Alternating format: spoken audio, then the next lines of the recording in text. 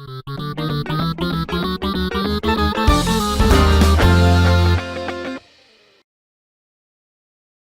everybody, welcome to Game Mess Mornings with me, Jeff Grubb, your host from giantbomb.com. Thank you for tuning in. In this episode, we're going to be talking about actual Grand Theft Auto 6 news, and the metaverse is back, baby. It's going to be a good one because we have Jan Ochoa on the show. Jan, how are you doing? Grubb, it's bad. It's bad again. It's all bad again. Because if folks missed the news yesterday during Pokemon Monday Night Combat, Pokemon Champions is now on phones. And normally, I wake up early because I know the rest of y'all work on East Coast time and Dan's imaginary time. Right. So I'm used to waking up early. I get everything prepped and sorted out. And then I kind of just sat at my desk for an hour, skirted my responsibilities, ignored messages and DMs and emails, and just continued playing Pokemon. That's probably the way to do it. I did not include this story because I was hoping you wouldn't find out about it, but I should have known better. I know everything, Grubb. Oh no. The experience transfers pretty easily to phones. For some reason I thought it got delayed. Did something else happen? Did they push something else back? Or I'm not sure. I don't remember when they had announced it was coming yesterday on June 17th, but the experience, Grubb, completely seamless. It so far it performs and runs fine. You just log into your same Nintendo account that you use on your Switch or Switch 2, and then all your stuff is there. It's great. Yep. Yes, Kane Highland, don't worry. We'll stop this show for a lengthy amount of time for commercials so we can take our hydration break. We learn a lot from FIFA. They got some good ideas over there. Don't you worry about it. All right, let's see here. We should get into this show. It is our last day of the week, actually, so let's treat it like a Friday. Jan, thank you, everybody, for tuning in. Let's explain ourselves. We're Giant Bomb. Go to giantbomb.com/join and become a premium member. If you do so, you're going to be supporting independent games media, and that means the world to us. We're super thankful. Yeah, we got our Giant Bomb merch on. Go to store.giantbomb.com as well. We got cool stuff over there. But yeah, you're going to be supporting independent games media. We can keep doing things the way we all want to be doing them. And again, we really appreciate everyone who has come through and supported us. We notice it makes the difference here, and we really appreciate it. It also gets you ad-free versions of our shows. It gets you premium-only shows, Jan. We got cool stuff on the site all the time that we're working on. We got stuff like This Is the Run in the works again, but go watch that last run of This Is the Run. It is very good. Plenty of cool stuff that you can get only if you are a premium member. As far as this show goes, most weekdays, I, Jeff Grubb, will help piece your gaming life back together. That includes breaking news and maybe even some of our own original reporting. For all these topics, I'll get the input of a bona fide expert who will make me look smart. If you are watching live on Twitch, welcome. You can always listen to the show later on podcast feeds by searching for Game Mess Mornings or find the RSS feed on giantbomb.com. You can also catch the show later with chapters and timestamps on YouTube. Hello, YouTube. All right, we have a lot to get into, so let's start the morning mess with the Adventures of Elliot, the Millennium Tales reviews. They are in. It has an 80 on OpenCritic and a really great name. 7 out of 10 from Steve Watts at GameSpot. The Adventures of Elliot, the Millennium Tales, oh my God, I'm not going to be able to say that now, is a surprisingly strong first attempt at reaching into this genre from a studio not known for it. Got a 9 out of 10 from Nick Bunce at the 6 axis. Every once in a while, there's a game where I put off completing my review because I'm busy trying to grab the platinum trophy. The Adventures of Elliot is one of those games. I found the entire evenings and weekends disappearing, and even when repetition threatened to set in, I found new ways to shake up the game, look past the odd pacing foible, and this is an excellent action adventure to sink into. And then an 8 out of 10 from Scott White at IGN. The Adventures of Elliot, the Millennium Tales isn't without blemishes, but it's still a great action adventure game that continues to prove why the HD 2D art style is among the best around. This game kind of fallen right into that zone of oh yeah, that sounds pretty good. And if you are into it, you might be super into it. But no one seems to be hating this game by any means, Jan. Yeah, I think the strongest criticism I've seen against it, and this is maybe the smallest delta, and it's going to be a vary per player. I've seen a couple people say that this is a strong case as to why a protagonist like Link should just be quiet. Maybe Elliot is a chatty Cathy. too much. Yeah. But the game does look pretty. I have been experiencing a little bit of fatigue of that HD 2D and a half art style. But if this is an action game, maybe it'll be a different twist on it. I'm excited or interested at least to see what Elliot is up to in Philadelphia. Is it Philadelphia? Philadelphia. Go Builds. Go Builds. Maybe that's why he talks a bunch. Maybe. Oh yeah, man. Yeah, people from Philly, they can yap and they know how to do it. That's not derogatory. No, that's complimentary. Like yeah, absolutely. I'm impressed. I'm like, man, these guys can go. Hell yeah. I will probably throw this thing onto the Steam Deck just to see it. I like looking at HD 2D games while also acknowledging that like this can't be the only kind of game that these sort of genres are going into from Square Enix. I hope they kind of keep messing around with it and trying different ideas. But yeah, sometimes it really hits my fancy, and this certainly did. I'm like, oh yeah, I like the way this one looks. Yeah, I also hope this is a successful experiment and that we start to see more other oddball games other than just your regular decular JRPGs. Absolutely. Just like HD 2D felt like a little bit of a hey, we can keep making regular style RPGs over here. We can like sort of justify that. And now it does feel like it's opening up. And that's probably exactly what it needs. I think you're right. Yeah. It's just an injection into that, not genre, but how that aesthetic looks, because it is just so heavily dominated by JRPGs. Let's see a sports game like that, Grubb. Oh, hell yeah. I would actually love that. I think that would bang. That would rule. All right. Like a golf game or something, man. Ooh. All right, let's get to the next story. GTA 6 pre-orders begin June 25th. They've revealed the cover art. There is this cover art here, Jan. If you want to show it, it's probably what people are expecting. This is from Eddie McHugh at GameSpot. At long last, pre-orders for GTA 6 will begin on June 25th. Rockstar Games has announced. Additionally, the game's official cover art has been revealed. Crucially, Rockstar did not announce any pricing details for GTA 6, nor did the company list off the various editions of the game that will no doubt be available. Rockstar also did not say exactly when pre-orders will begin on June 25th, so no time. However, fans can wishlist GTA 6 on PS5 and Xbox Series X and S to receive alerts. Additionally, Rockstar clarified that June 25th is when pre-orders for GTA 6 begins on digital stores and select retailers only. Many are wondering if Rockstar and parent company Take-Two plan to charge something above $70 for the game's standard edition. A Bank of America stock analyst believes GTA 6 should be priced at $80 to help encourage other developers to raise prices as well, because we live in hell. Strauss Zelnick, the head of Take-Two, recently said it doesn't make sense that prices have not gone up very much for new game releases in the past decade. He also was like, we're going to do our best to make sure everyone feels like they're getting a good value. But we'll see. I continue to think every day that they don't tell us the price, it's because they have something in store for us. Strauss Zelnick, shut the fuck up. Yeah. I mean, Strauss and the rest of them, absolutely. Yeah, I'm a little bit hesitant, Grubb. I know that initial expectations are like, okay, this is going to be 80 plus. Maybe they will sell an edition that is like $100 to $120 that releases a week early. But now I'm starting to think, what if that's just the flat price of the game? Yeah, possibly. No bells and whistles, no early edition that players can play like a week early or anything.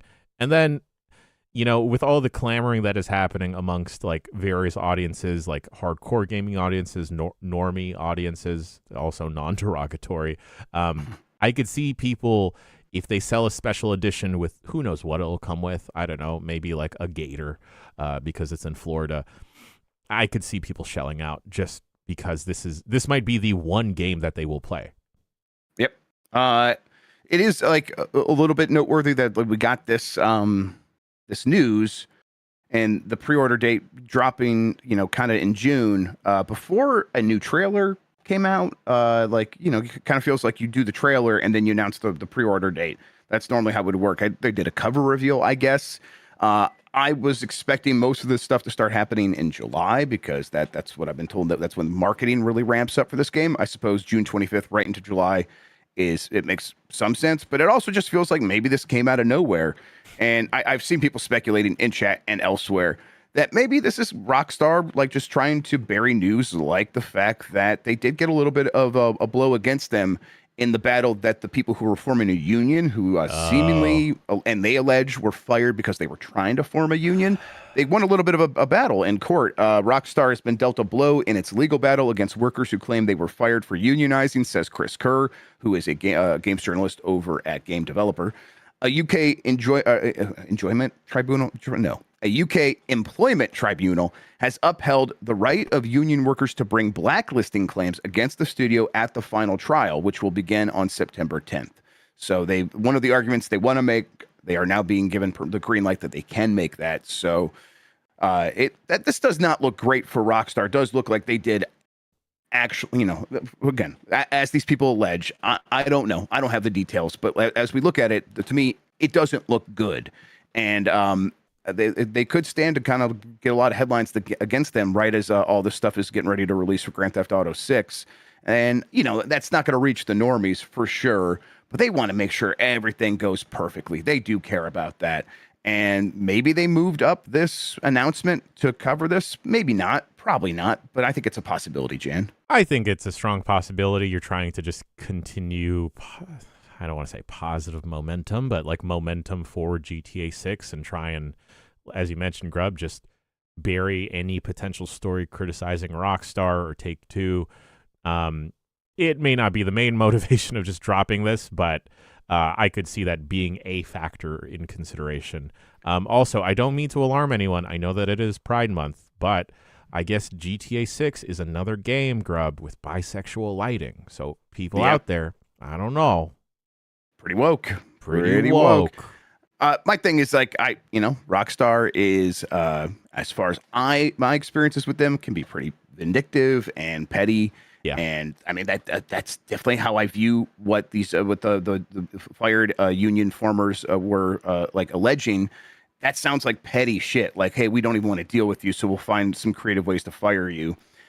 So I just wouldn't put it past them to do something like this to kind of cover this up.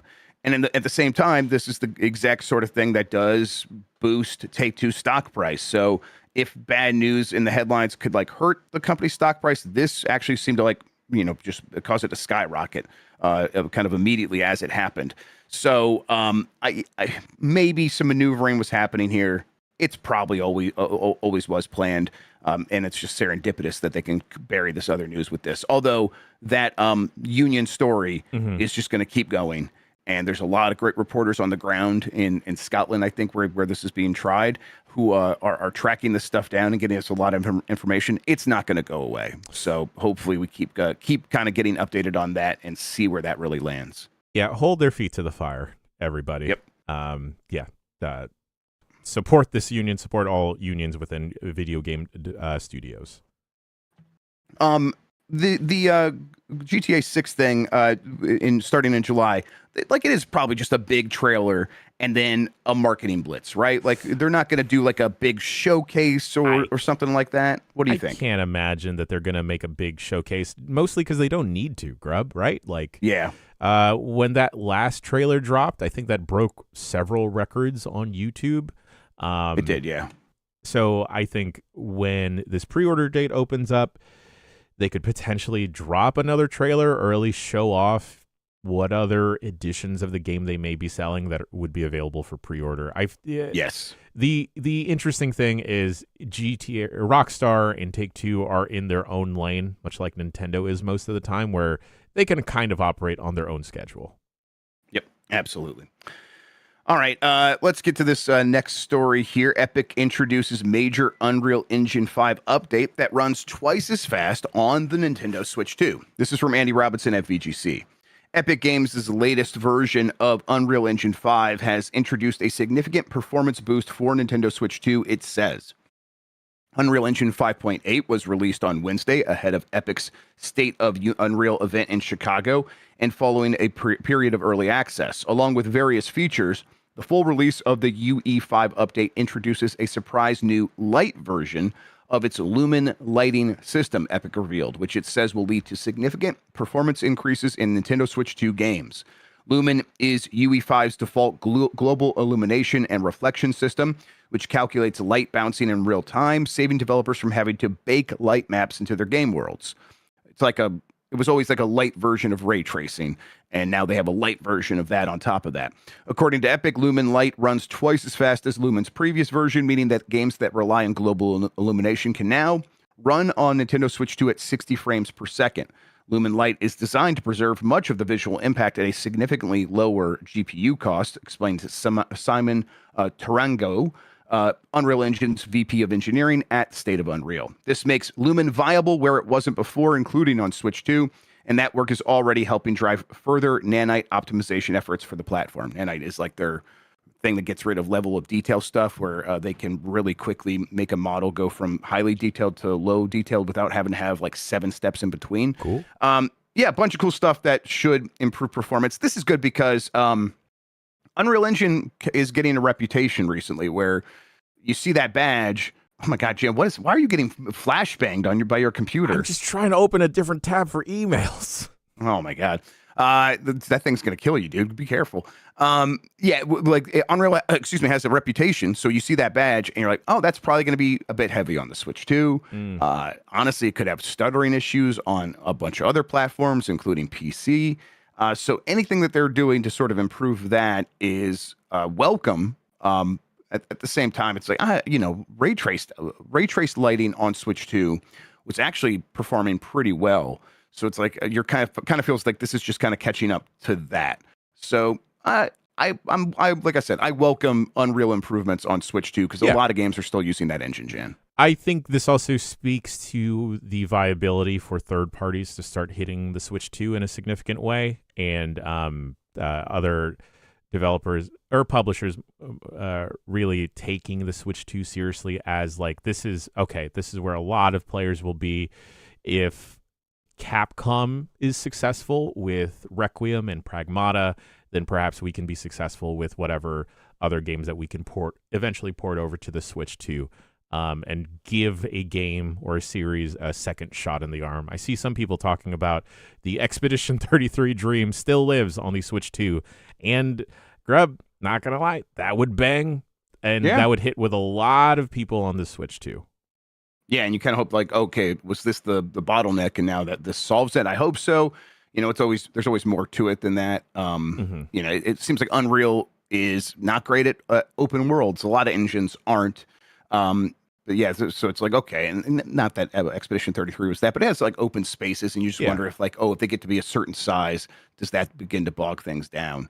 But yeah, I hope that this leads to more ports and more developers being able to easily just get their games on the Switch too. This State of Unreal thing had other things happening as well. Fortnite will let you make the Simpsons games, and you can bet someone will make Hit and Run, is what Eddie McCoo at GameSpot is saying. Epic Games and Disney have announced that the Simpsons is being added to the Fortnite UEFN program, which is the Unreal Engine and Fortnite program, which means players will be able to make fully authentic games based on the iconic animated show. This will include officially licensed characters and settings. Epic and Disney previously partnered to bring Star Wars assets to UEFN, and the things people have made have been astounding.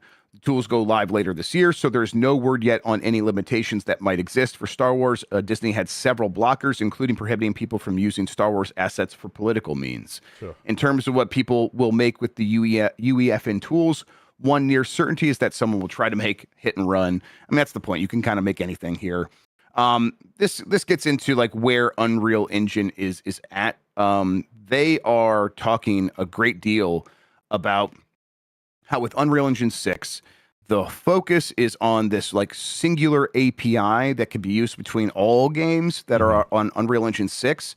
So if you build an asset for your game in Unreal Engine 6, you can just drop it into Fortnite and it should be ready to go. Kind of this return of the metaverse. And the idea is because they want people to be making things for Fortnite. And the tell there, the fact that we know that is, well, one, obviously they want that, but Tim Sweeney made a big deal about how Roblox is this evil because it's like, oh, it's destroying the industry, not because it's monetizing children, but because it is this tool that is not great for making games where a lot of people are making games. It's like, well, wouldn't it be better if you did it where I make money?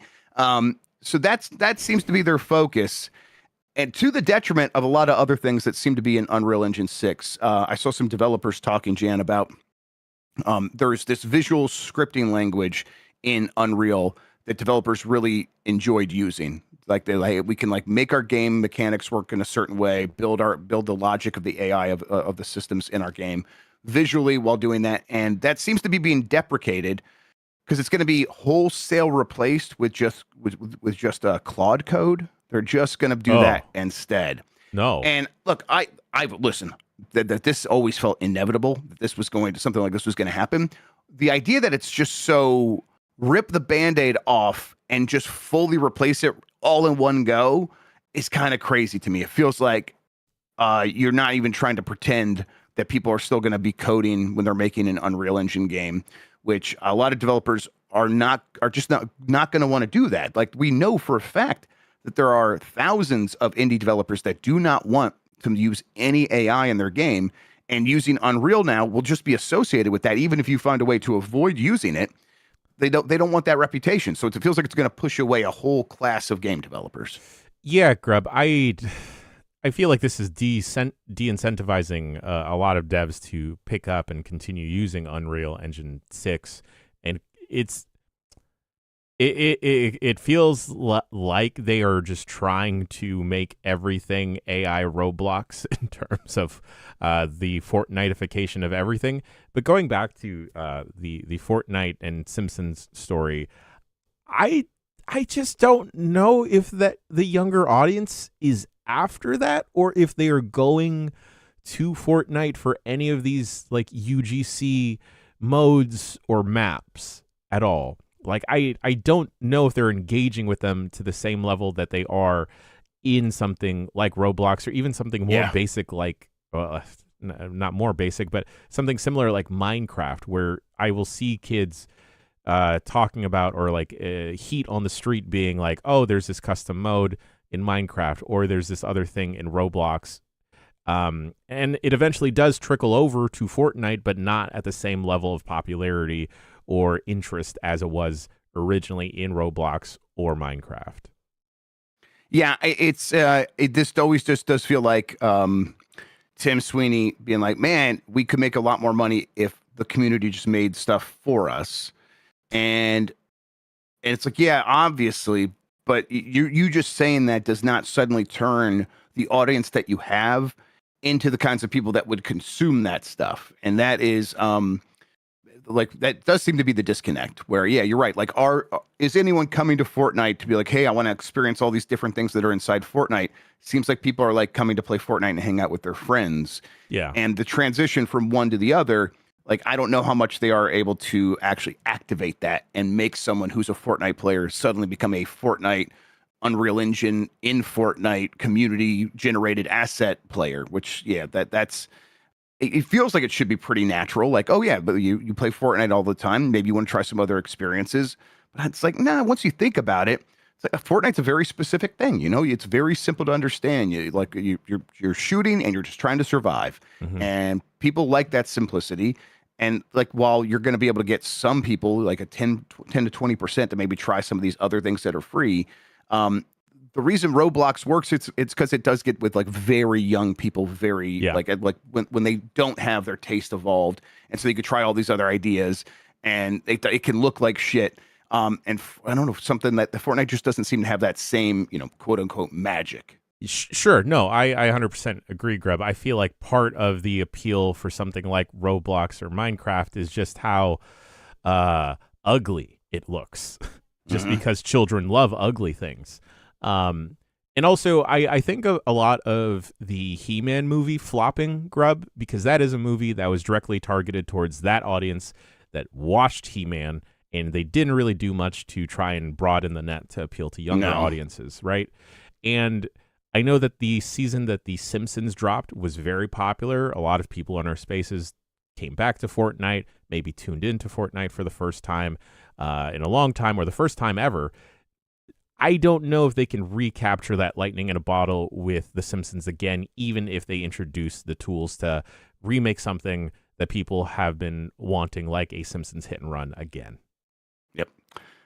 Yeah, and like 47% of the playtime in Fortnite was in community-made games in their presentation. Yeah, right. That is, it's pretty big, but also it's like I think most people are just playing variations on the Fortnite modes and things like that, like And just games that are like slightly different. Is that just a means to leveling up the battle pass? Like Michael O'Leary mentioned that a lot of those UGC levels are quick ways to level up a battle pass.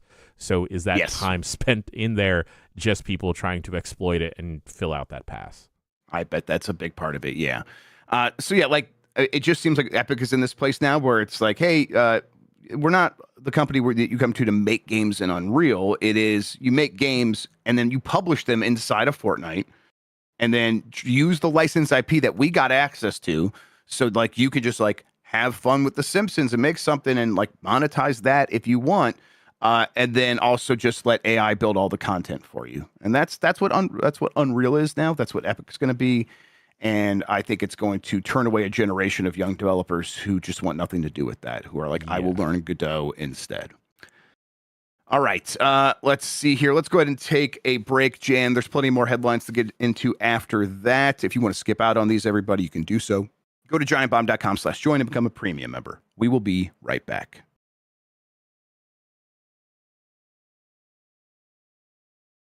All right, we are back. It's Game Mess Mornings. That's Jan Ochoa. I'm Jeff Grubb.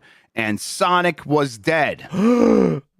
He's not dead anymore, but he was dead apparently. And the Sonic team head talked about how basically he had to bring it back to life at Sega's request. This is from Nintendo Everything. Sonic the Hedgehog is in a great spot right now, but that wasn't always the case. In a recent interview, Takashi Iizuka reflected on the series' downturns. Believe it or not, there was once a time when Sega was ready to be done with Sonic games.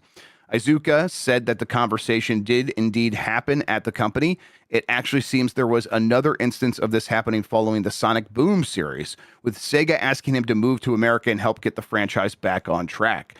Iizuka told Games Radar in an interview, so it's been 35 years of Sonic titles coming out, and I know some people may think, oh, we've just always been on the up and up, but there's been a lot of ups and downs in our history.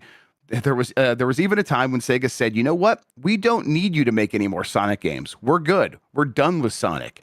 That internally was a conversation that did happen. And even 10 years ago, when I first moved to America, Sonic was really at a low point. And they said, Iizuka-san, if you don't go over to America and don't start building this up and raising Sonic back up, Sonic is going to end and we're just going to be done with it. Oof, man. Sonic's like clearly in a good place. It seems mostly because of the movies. Yeah. But I think the games are hitting here and there. Sonic Mania was great. Sonic Frontiers, I continue to think was a really good foundation that they can build on, and I hope they do. But it's crazy to think, but it's not that crazy, I guess, when you look at it, Jim, because Sonic is this behemoth of merchandising and cartoons. Yeah. And the games maybe don't factor into that in a huge way as big of a way as they once did. Yeah, it's interesting to see where, I mean, both the Mario movie and the Sonic movie incredibly successful and popular, but I feel like these Sonic movies actually feel like have their moments where they do feel like this is a good movie. Yet the games haven't quite been able to deliver. I'm just interested to see what, with the renewed interest in Sonic the character and like the franchise, with some more work, what they can do. I've liked most Sonic games, but I will admit not all of them hit. Some of them feel atrocious to control. But like you mentioned, Frontiers and Mania have been two solid Sonic games. I'm just curious to see what the team has been like trying to do at the lab with Sonic and everything. Also, gosh, now I just want a chili dog, Grubb. I know. We read a book to the kids every night, and they pick different ones. And like earlier this week, it was a Sonic graphic novel. And we read that, and Steph was reading it one night. She's like, "Man, Sonic really likes chili dogs." And she grew up playing Sonic, so she's like, "What's that all about?" It's like, okay, yeah. On the comic side and the cartoons, he was a chili dog addict. He was crazy for chili dogs. It does make me want one as well. I listen. That Sonic Pico Park game. I think that's a great idea. Take Sonic characters and put them into variations on indie platformers that have already worked, while you sort of take your time to figure out what the next 3D Sonic is going to be. And then, hey, listen, that Bubsy 4D game is a good template of what a Sonic game could be if you give it to another like indie developer. But for Sonic Frontiers, just make it fast. Fill out that world a little bit more, and you got a Sonic Frontiers 2 that I would be super interested in. But they could go in a different direction. Listen, if they brought back Sonic Adventure, I think there's a huge number of people that would lose their minds and be very ready to hop on that. Yeah, I wouldn't mind if Sega was a little bit more bold and wanted to give like the Sega IP to like different smaller studios, like the Demon Tides team. And they don't necessarily have to do Sonic. They could just do the extended universe of characters. I don't know. What's Espio doing, right? Yeah. What's Charmy the Bee doing? Charmy the Bee. Actually, Grubb, given the abilities in Bubsy 4D and the Demon Tides, right? Demon Tides? Mm-hmm. Yeah, games, Demon Tides, yep. You could switch around that Espio team to do all of the mobility stuff and do like a pseudo spiritual successor to Sonic Heroes, which is maybe my favorite Sonic game. They have a lot of options that they could do. Sonic is in a place where I think the games can keep chugging along here and they can keep trying things, and they don't all have to hit, but they should keep making Sonic games. Mr. Papashot is right in the chat. Give it to the Haste dev. I don't know if you remember Haste, Grubb, but it is... Right, is that like kind of Sonic one? Yeah, the runner where you're like dealing with momentum and everything. That was really fun. It felt good to play. Something like that. Should just be grinding more as well. Yes, right. Put more grinding in every Sonic game. Sonic popularized grinding. Before he did it, no one had done it before, not even in real life. That's where Tony Hawk learned. Tony Hawk credits Sonic the Hedgehog with teaching him about grinding. All right, Black Ops 1 and 2 are coming to PS4 and PS5. This is from Blair Marnell at GameSpot. While the older Call of Duty games have remained on Xbox through console generations, PlayStation owners haven't seen the first two Black Ops games available on their hardware since the PlayStation 3 era. So Xbox backward compatibility got those games running just fine. PlayStation backward compatibility with PlayStation 3 specifically, always been extremely spotty. Well, they're addressing that right now. That's going to change this summer as Call of Duty Black Ops 1 and Black Ops 2 make their modern debut on PlayStation 4 and PlayStation 5. The Black Ops ports were rumored earlier this month, but now they've been confirmed by developer Treyarch for a July release via social media. Per the announcement, the ports were handled by Iron Galaxy. Shouts out to Dave Lang. However, these are not remasters of the original games. In other words, don't expect dramatic visual upgrades. So yeah, these are just ports. Iron Galaxy is going to be porting these games from the PS3, or maybe not even the PS3 version. Maybe it's like some other version that they're going to port. But I imagine they would just want to do the PS3 version because people who already own it, I guess they didn't own it digitally. I guess I don't know how that would work, Jan, but they're going to get it updated, but it's not going to be some sort of remaster or remake. Don't expect anything like that. It's just going to be on parity with the game that existed on other platforms, now available for people on PS4 and PS5. Good for the Call of Duty people, but I say especially good for studios like Iron Galaxy to get the port work. Yes, exactly. Yeah, we ran into Dave Lang at Summer Game Was Fest. he there? It was great to see. He on the way to dinner at that Mexican restaurant, we ran into him for a second. Yeah. God. He was going to eat with Drake and complain about Dan Reichert in an alien costume. It was great. I mean, we do the same thing. Absolutely. Capcom should have a strong Gamescom, Jan. Capcom's playable Gamescom 2026 lineup includes Dragon's Dogma 2 Dark Arisen, Mega Man Dual Override, Onimusha Way of the Sword, and Street Fighter 6. VGC reports Mega Man will be publicly playable for the first time. Dragon's Dogma 2's expansion adds a new story shaped by feedback, and Onimusha's demo difficulty won't match the final game. Man, that is a pretty good lineup. People are going to get a chance to see all these games. Mega Man Dual Override. I want to hear people play that and tell me what that's like. Yeah, I'm very interested. I know that there was some initial controversy with them, I believe, using AI voices in the game or turning away. I don't remember that, but I think you might be right. Yeah. Or turning away an existing voice actor that's been with the Mega Man franchise, but I'm interested to see what that game could do. Also, Onimusha, I think, is the thing I'm the most curious for. When I checked out the demo, or like it was at a demo preview event a couple months ago, I wasn't super hot on the game, but seeing everyone's excitement post SGF, maybe they had tuned up the game in a way that feels a little bit tighter. Because initially I just did not click with it. So maybe with that extra time and jazz, Onimusha is going to be another hit coming from Capcom. Yeah, I think like dialing in the difficulty is probably a big part of that. If they're trying to go for something like akin to Sekiro, I would like to kind of see that for myself and see what that feels like. But yeah, I bet that's something that they can dial in. Speaking about Capcom, Grubb, there is a new Street Fighter 6 character, Yasmin, that hails from the Philippines. That's right, folks. Shit. I haven't watched the trailer yet. It's 3 minutes. Perhaps after we wrap GMM proper, I'll throw up the trailer and we can chat about it. But very, very fucking cool to see a character from the Philippines in a very big, huge game like Street Fighter 6. I want an intro scene where she's going to fight Ken, and Ken sings Frank Sinatra poorly, and that's why she beats the shit out of him. I didn't want to, when What's-His-Face got announced as DLC for WWE 2K26, I really wanted to post an image of the Wikipedia article talking about the My Way murders in the Philippines, and y'all can connect the dots. Listen, Les Blank's Dune. It is an OC, but I never said I had a problem with any of the three characters, just that I would wanted a balance of maybe one more familiar character, but that's where I'm at. Hey, Capcom at Gamescom, I'm looking forward to it. I kind of like after Summer Game Fest, it's like, all right, we're done with all the stuff where like they're going to be showing off these things. We're just going to get these games later this year. It's like, oh yeah, Gamescom still coming, still huge. I'm glad we're going to get people's, impressions from like different versions of Onimusha and Dragon's Dogma, Mega Man. Looking forward to that. Yeah, I'm excited to see what's going to come out of Gamescom and what other, besides Capcom, like what other hands-on type of stuff folks will be able to get with. Gamescom, Grubb, was very fun. I wish we could all go.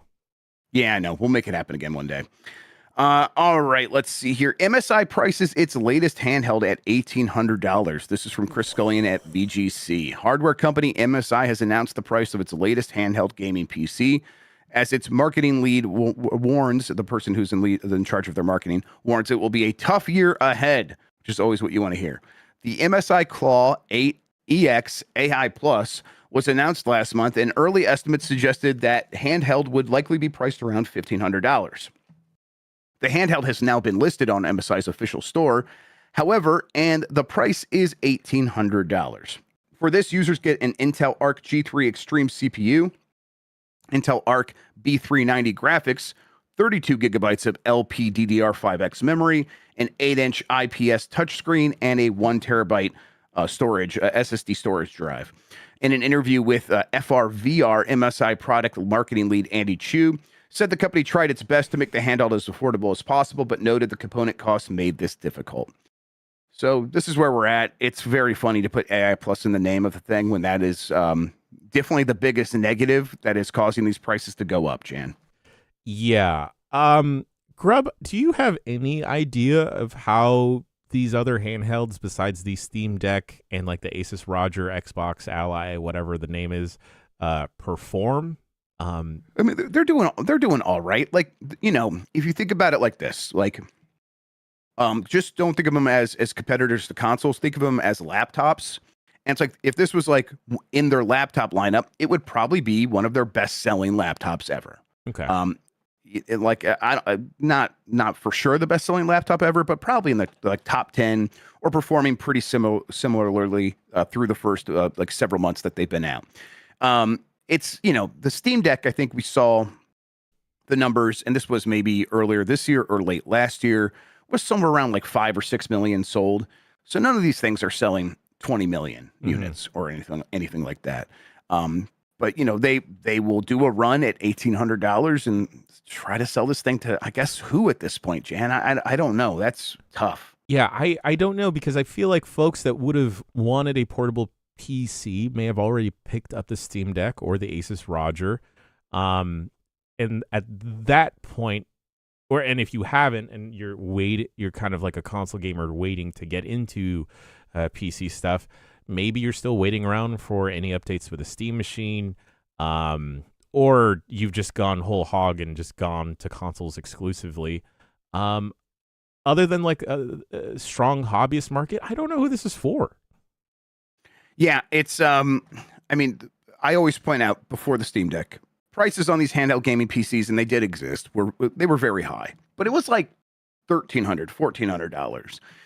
And to me, that always felt like, okay, yeah, we're going to return to that with all of the bad things that have happened. It's like, oh no, things are way more expensive. This has gotten completely out of hand. So yeah, this is going to really freeze this segment in a huge way. And we're going to kind of have to wait for the Steam Deck 2 to come out and maybe reset prices a little bit if they can subsidize things. But and I guess that, like, that would be different than what they would do with the Steam machine. Because like I said before, with the Steam machine, they're not going to subsidize that thing just because it's a computer. You could just put that in offices and people won't necessarily buy games for that thing. If it's like super affordable, that is. Sure. If they price it, where it would go, whatever, it's like, okay, just the people are going to buy games for it, but still we got to make money from selling the hardware. The Steam Deck is a little bit different. The expectation is people are going to buy games on this thing, so you can subsidize it. That is what they did with the first one, but who knows? Maybe they just don't have an appetite for that anymore. And they probably also want to build in a buffer because they just don't know if prices will keep going up.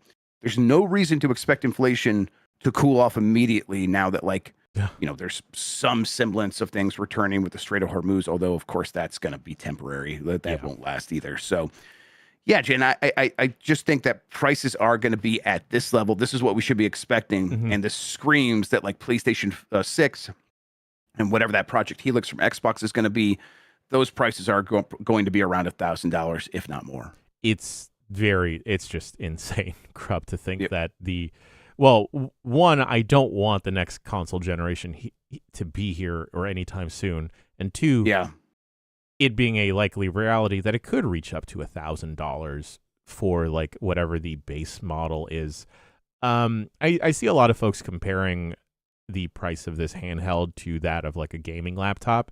But I think in my head, at least a gaming laptop right from the jump is ready to do several other things that I may need it to do. I don't know if this MSI handheld is in a place where you could plug it into a monitor or a keyboard. You could, but that's not the point. Also, like folks that will, it's always entertaining whenever like I visited Valve, Grubb, and they show the Steam Deck doing other things with like its desktop mode with Linux. Right. I just don't see too many people doing that is the thing.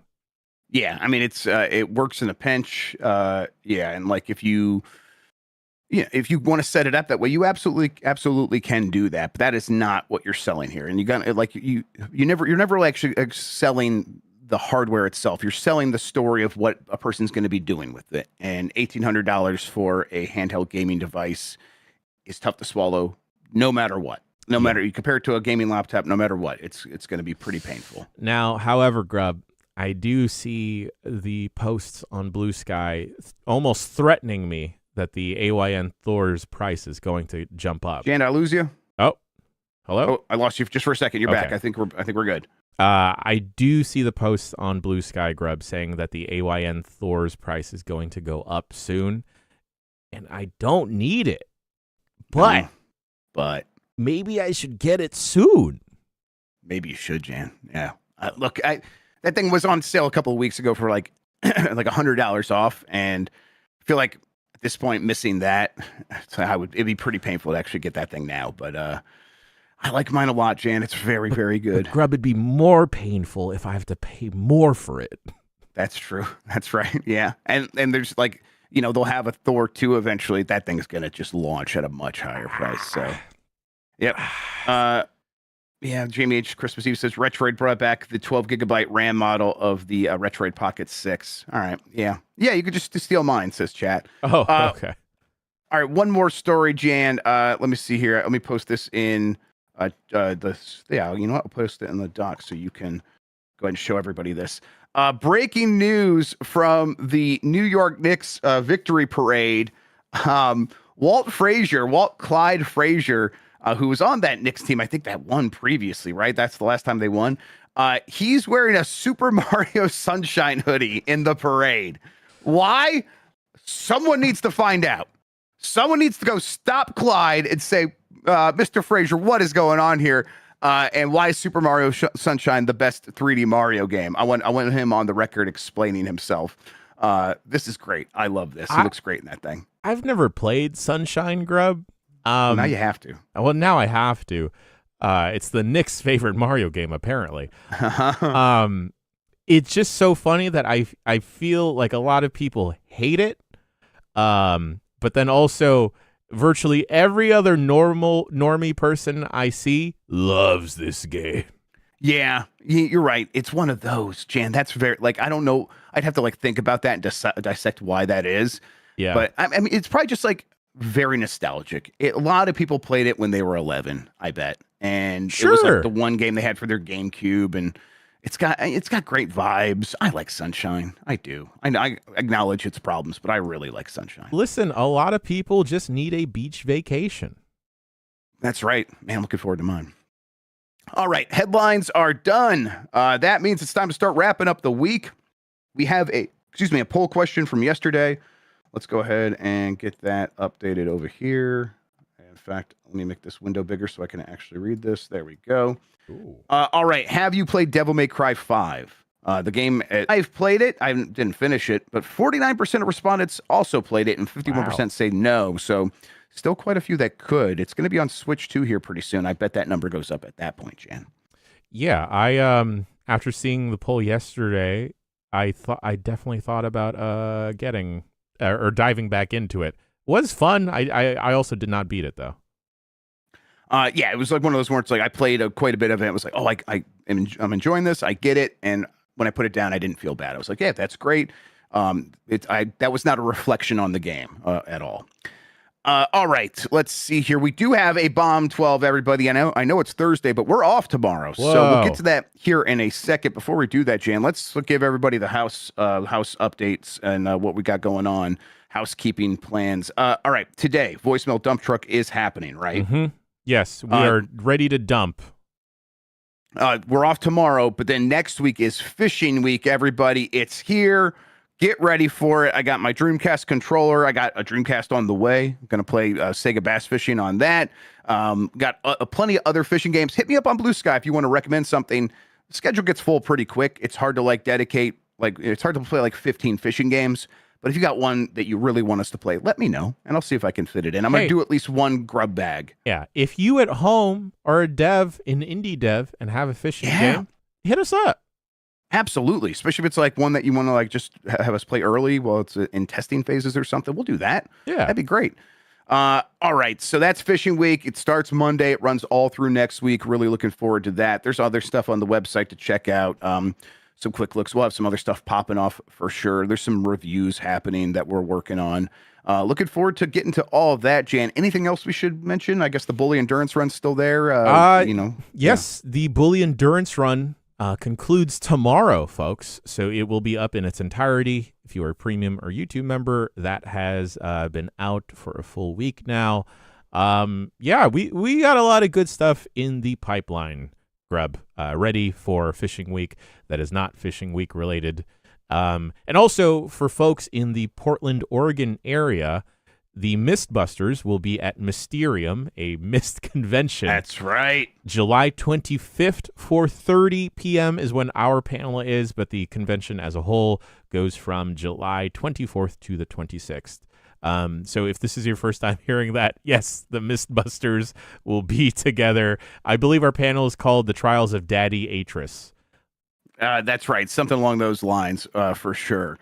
There's, we'll be in Portland, around that, obviously for that. We might try to figure out some community meetup stuff. We're really kind of finalizing details. This stuff did come together kind of hot in the last week or so. But we'll come up with some details and let you guys know probably next week so everyone could really start making plans. But if you are going to travel to Portland, we're going to be available. We'll be there. At the very least, come to the Mysterium thing. It's a small convention, so we'll just be hanging out with everybody and really looking forward to doing so. Yeah, the people we've been talking to that run the convention, very sweet, very nice people. That I am surprised are okay with most of our bullshit that we have been throwing at them.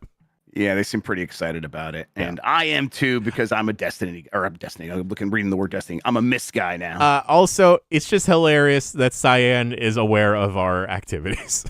Yes, I appreciated that. And they're like, yeah, we've been watching. It's like, oh no. All right. Well then. Well, thank you so much for the games. All right. I think we got everything out of the way. Yeah, it's time for the Bomb 12, everybody. It is the 12 games that really matter to people who are really playing video games. Let's go ahead and start here with number 12. Once again, 2 weeks in a row, Ace Combat 7, Skies Unknown. Number 11 is Slay the Spire 2. Number 10 is Xenoblade Chronicles Definitive Edition. Number 9 is Yoshi and the Mysterious Book. Do I have to check out Yoshi? Maybe. Okay. Yeah, maybe. Right. I like it quite a bit. I'm not going to say it's going to end up in my top 10, but it's in discussion right now, Jan. It's like it's very, very interesting and well done. Number 8 is Pragmata, which I need to finish, so that's what I'm doing next. Number 7 is Final Fantasy VII Rebirth. Number 6 is Hades 2. Number 5 is Forza Horizon 6. Number 4 is Marathon. Then in our top 3, we have Destiny 2 Resurgent. People checking that out as its last update happened. Everyone seems to think it was really well done, kind of a love letter, and I just feel bad for the fans of that game and the people working on it. Because even with all that, it seems like oh, that didn't change its fate, the fact that everyone's excited about it again. Number 2 is Mina the Hollower, and that means number 1, back to number 1 after Mina beat it last week, is 007 First Light, which I think both those games deserve to be at the top. Yeah, God, what an incredible game 007 First Light is, Grubb. I'm near the finish line, and I'm kind of doing the thing, Grubb, where I will slow my progress down significantly, because I kind of just don't want it to end. Yeah. But if folks are still curious about picking it up, I think, at least for myself, it is like front runner for number 1 for Game of the Year for me personally. All right. People are asking me to play that Final Fantasy 15 fishing game. Is that the same thing as the Final Fantasy fishing VR thing? I think that's similar? the same thing. Okay, so I'm going to try to get my VR headset out and do that. No one has those anymore, though, Grubb. That's the thing. I know, yeah. I have a PSVR 1 buried in there somewhere. I think I have an adapter as well, but to put it on the PS5, because that's what I would want to do. But I guess I might have to just get the PS4 out, because I don't think I'm going to be able to find that adapter. I don't know. Unless someone has an adapter they want to send me, I'll buy it from you. Let me know. If you're never going to use that thing, that'd be great. All right. Yeah, Stellar Blade fishing in a horny outfit. I just do that no matter what. So, that'll happen. Yeah, why not? All right. Hey, that was the Bomb 12. Thank you, everybody, for submitting your game for consideration, for helping us collate all these together. We always get a big response. Everyone's really into this. I really appreciate it. We'll do another Bomb 12 next week. Please, Jan. For premium members out there, the vote is on for the Premium Blight, where you can choose between the owners as to who to blight. I believe last time I checked the numbers, Grubb, Dan was still in the lead, but with Backlar a close second. Yep. Yeah, I think that's how it's going. Vote Dan, everybody. That's what chat's saying. I'm not trying to sway it, but God, it would be funny. It'd be funny. Jerk popping and stop the steal. All right, we're wrapping up the show, everybody. Jan, thanks for hanging out with me and talking about video games, man. I really appreciate it. It's the only way to start a Thursday, Grubb. Thank you all for watching and listening. You're the best audience in gaming. Until next time, have a good one. Take care of yourself, and goodbye.